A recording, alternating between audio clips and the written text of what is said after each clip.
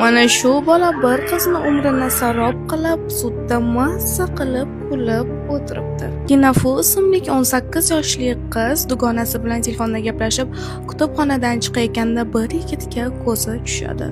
Dugonasiga u bola unga qarab turganini va undan qo'rqayotganini aytadi. Keyin telefondagi dugonasi uni chiyqiriqlarini eshitgan.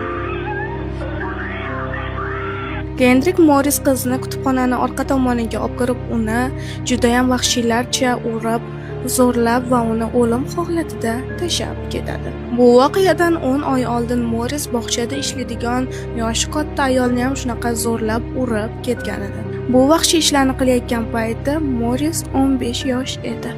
Lekin uni oxirgi jaratvasiga mana shu kinafuga judayam miyasiga qattiq shikast yetgan. U ko'rish qobiliyatini mutlaq yo'qotgan. Eng yomoni gapira olmaydi ham, yura olmaydi ham. Sud jarayonida